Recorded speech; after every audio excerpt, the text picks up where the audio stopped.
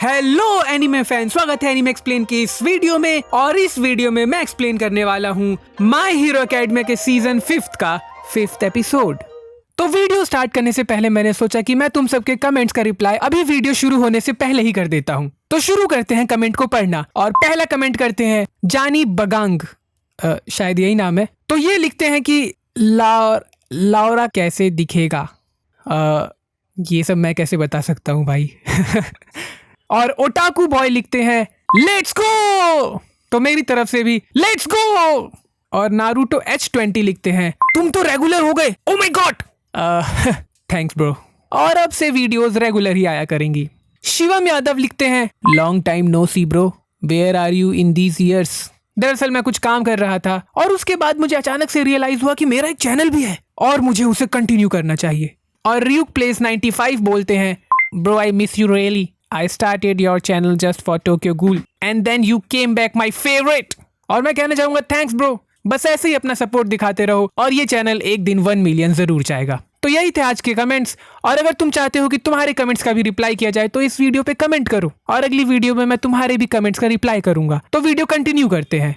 Subscribe कीजिए anime explain को और बेल आइकन दबाइए जिससे आप हमारी वीडियो कभी मिस नहीं कर पाएंगे। तो क्लास ए और क्लास बी के पहले मैच के खत्म होने के बाद आइजावा क्लास ए के बच्चों से पूछते हैं कि आखिर उन लोगों ने क्या सीखा। और किरिशिमा बोलता है कि मुझे अपने अपोनेंट्स के साथ डायरेक्टली लड़ना चाहिए। अगर ये कोई रियल मैच होता तो शियोजाकी ने अब तक मुझे खत्म कर दिया होता। और कोडा बोलता है कि किस तरह से उसे अपने एनिमल्स को और ज्यादा अच्छे से इंस्ट्रक्शन देना चाहिए। और कामिनारी खुशी से बोलता है कि मैंने तो बहुत ही बढ़िया काम किया भाई, मैंने इतना बढ़िया काम किया है कि लोग मेरे फैन हो गए हैं। और आसुई बहुत ही ज्यादा दुखी होकर के बोलती है कि किस तरह से वो एक बहुत ही बेकार लीडर थी क्योंकि किरिशिमा और कोडा पकड़े गए। और वो और ज्यादा खुश होती अगर बिना किसी के पकड़े हुए क्लास ए अगर जीत जाती तो।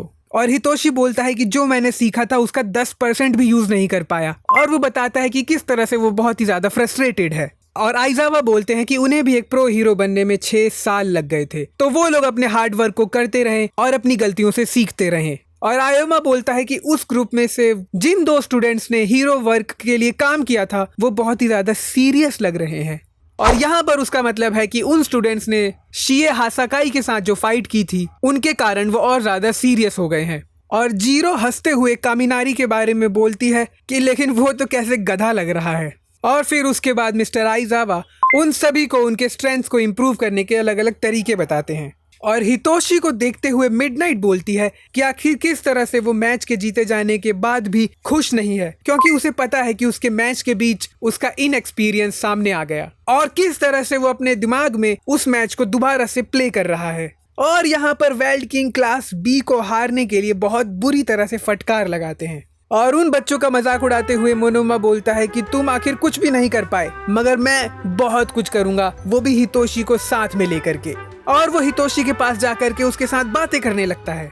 और उसके बाद हम देखते हैं कि सभी लोग अपने अपने फाइट्स के लिए प्लानिंग करने लगते हैं। और जैसे ही बाकुगो के टीममेट्स उसके पास प्लान बनाने के लिए आते हैं वो चिल्लाते हुए बोलता है मेरे सामने मत आना गधो।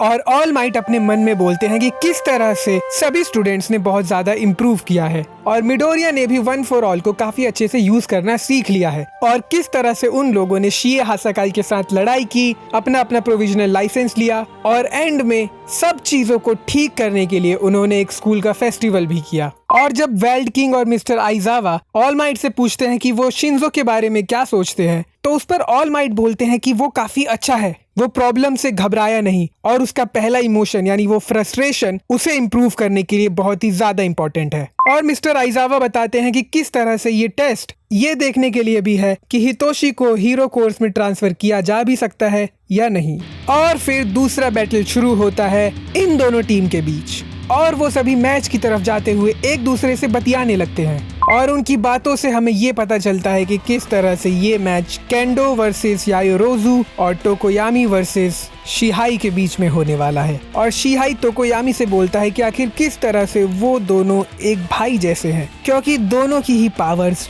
डार्क है। और दोनों ही टीमों के उनके बेस पर आ जाने के बाद ये मैच शुरू होता है। और मैच देखते हुए सीरो टेसु टेसु से पूछता है कि आखिर केंडो का क्लास बी में रोल क्या है, जिस पर टेसु टेसु बड़े प्यार से बोलता है केंडो हमारे क्लास की सबसे स्मार्ट और सबसे ब्रेव लड़की है, बिना उसके ये क्लास मोनोमा ले लेता और अपने पर्सनालिटी के कारण केंडो क्लास बी की एक बड़ी बहन की तरह है। और यहाँ दूसरी तरफ तोदोरोकी उस मैच को देखते हुए बोलता है, मैं सोच रहा हूँ कि क्या याओरोज़ु का प्लान काम करेगा। और यहाँ पर वो किस प्लान के बारे में बात कर रहे हैं ये हमें आगे पता चलेगा। तो दोनों ही टीम एक दूसरे की तरफ बहुत तेजी से बढ़ने लगती है और टोकोयामी डार्क शैडो को निकाल करके उसे एनिमीज को देखने के लिए भेज देता है और डार्क शैडो उन लोगों को ढूंढ लेता है और जा करके उनके सामने खड़ा हो जाता है। और यहाँ पर टोकोयामी को पता चल जाता है कि डार्क शैडो ने एनिमीज को ढूंढ लिया है और वो उन्हीं की तरफ बढ़ने लगते हैं और डार्क शैडो क्लास बी पर अटैक करने लगता है। तभी शी-हाई शैडोज में गायब हो जाता है और डार्क शैडो के पीछे आकर उसकी बॉडी में घुस जाता है। और तभी वो लोग देखते हैं कि डार्क शैडो अचानक से वापस आ जाता है और टोकोयामी पर अटैक करने लगता है।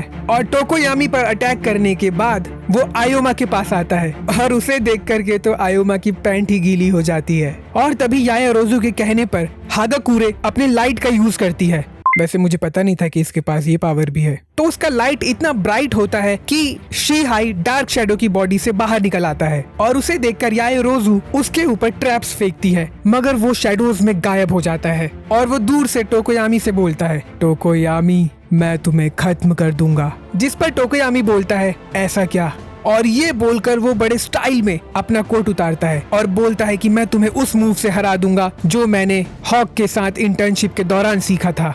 और तभी हमें उसके इंटर्नशिप का टाइम दिखाया जाता है, जहां हम देखते हैं कि एक चोर कुछ हीरो जवाहरातों को चोरी करके लेके जा रहा होता है और हॉक उसे बहुत ही आसानी से रोक देता है। और इतने में ही वहां पर उसके साइड किक्स आते हैं और वो उस चोर को अपने साइड किक्स को सौंपते हुए बोलता है, पेपर वर्क का काम तुम लोग कर लो, अब मैं चलता हूँ। और ये बोल करके वो उड़ जाता है। और ये देख करके टोकोयामी बहुत ज्यादा फ्रस्ट्रेटेड हो जाता है कि आखिर किस तरह से हॉक के इतने फास्ट होने के कारण वो कुछ सीख ही नहीं पा रहा है। और हमें उसकी आवाज आती है, स्पोर्ट्स फेस्टिवल के बाद हॉक मुझसे मिलने आया था अपने साथ काम करने का ऑफर लेकर के। और वो आगे ये भी बताता है कि किस तरह से इंटर्नशिप करने के बाद उसने कुछ भी नहीं सीखा सिवाय इसके कि हॉक बहुत तेज है और वो हर चीज इतनी फास्ट कर लेता है कि टोकोयामी के पहुंचने से पहले ही सारे क्राइम्स वो सॉल्व कर देता है। और वर्क स्टडी के दौरान ही उसे पता चलता है कि किस तरह से हॉक ने उसे सिर्फ इसीलिए चुना था कि पहले तो वो नंबर 3 पोजीशन पर था और उसे कोई यूए का स्टूडेंट चाहिए था पिछले बार के हुए इंसिडेंट के बारे में पता करने के लिए। और ये सुन के वो बहुत ही ज्यादा फ्रस्ट्रेट हो जाता है और ये सब सुन करके वो अपने मन में बोलता है कि मैं कोई मैसेज पहुंचाने वाला कबूतर नहीं हूँ। लेकिन फिर भी वो उसे सब कुछ बता ही देता है एंड में। तो एक तरह से वो हुआ।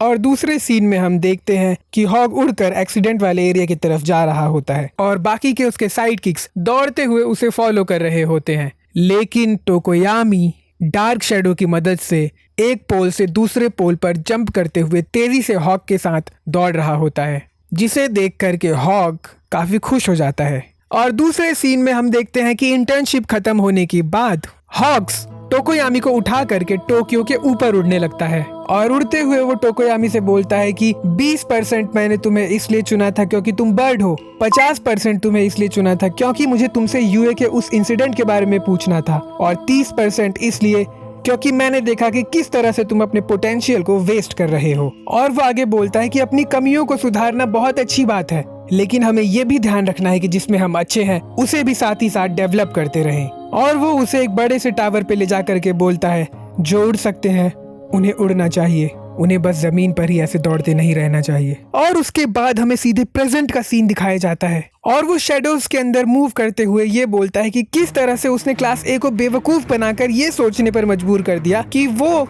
सिर्फ टोकोयामी के पीछे है, जबकि ये उसकी एक स्ट्रेटेजी थी। और ये बोलते हुए वो जल्दी से शेडोज में से निकलता है और आयोमा को पकड़ के फरार हो जाता है।